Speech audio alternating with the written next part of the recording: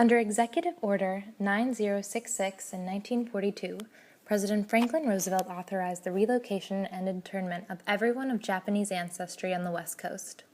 He and many others mistakenly believed that after Pearl Harbor, Japanese residents represented a threat to national security. Uprooted from their homes, families were forced to relocate to enclosed temporary settlements. These internment camps challenged traditional methods of Japanese American parenting. Japanese culture placed a high value on children, and parents used a strong emphasis on family life to ensure a child's discipline and refinement.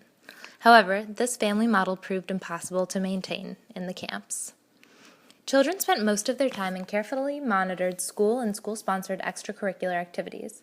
They also had the opportunity to participate in Boy Scouts or Girl Scouts, organizations that had been encouraged by the War Relocation Authority, the government agency that ran the camps.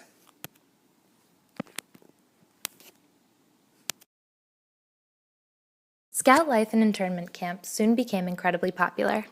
There were troops of Boy Scouts and Girl Scouts everywhere. At Heart Mountain Camp, there were so many troops of Boy Scouts that a new district was created just for them.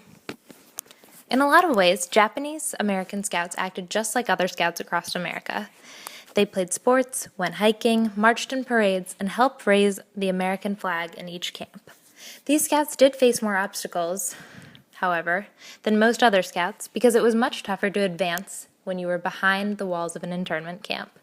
Aspiring youth might have been shot if they attempted the 14-mile hike needed to reach first-class Scout status, because they could only complete this hike by leaving the camp, which was forbidden. Using creativity and determination, however, they were able to complete many other requirements that initially seemed impossible. In order to pass the National Swimming Test, for example, Scouts at Heart Mountain Camp spent more than 2 months digging out their own swimming hole. Though the Boy Scout and Girl Scout organizations were Western cultural projects, Japanese American parents in the camps used the organizations as a way to instill Japanese cultural values in their children. Scout leaders were members of the interned community, and they used this position of authority to teach kids Japanese language and ceremonies. Many leaders commanded their Scouts in Japanese, regardless of whether children understood the language, which as second-generation immigrants, many of them didn't. Leaders also engaged their troops in cultural celebrations. In Crystal City, Boy Scouts marched through the village on the Emperor's birthday, and Girl Scouts prepared an elaborate performance for the Japanese Doll Festival. Girl Scouts and Boy Scouts represented the perfect opportunity for parents. The organizations were encouraged by the War Relocation Authority, but were not regulated as strictly as schools or treated with the same suspicion as Japanese cultural organizations were. Despite the desire of parents to transfer their culture, children form their own values as a result of their experiences in the internment camps.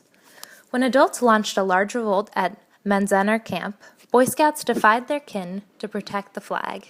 The camp's director, Ralph P. Merritt, told the Associated Press, "The Boy Scouts surrounded the base of the flagpole," he said. "They had armed themselves with stones the size of baseballs and defied the agitators or the whole mob to touch the flag, and the flag was not hauled down." Accounts from children suggest that peer influences were much more important in forming social evaluations. Children looked up to their older brothers and sisters, jealous of their Scout uniforms and waiting for the day that they could put one on. They learned how to salute and march by the example of other children. In internment camps, children spent more time with their peers than ever before, and they rarely ate dinner with their families. Though Boy Scouts may have seemed like a simple extracurricular activity, it had far more profound implications for interned children and their parents. For children, the organizations offered them more time with their peers and an exciting way to enjoy their leisure time in a confined space. Though they may not have realized it, participation in a National Scout organization helped children transcend the racial barriers that daunted older Japanese Americans. White authorities trusted Japanese American Boy Scouts and Girl Scouts, and they were often given minor privileges over both children and adults that were not Scout members. Parents also found these groups appealing, but for different reasons. The decentralized organization of Boy and Girl Scout troops allowed them an opportunity to transmit cultural values to their children.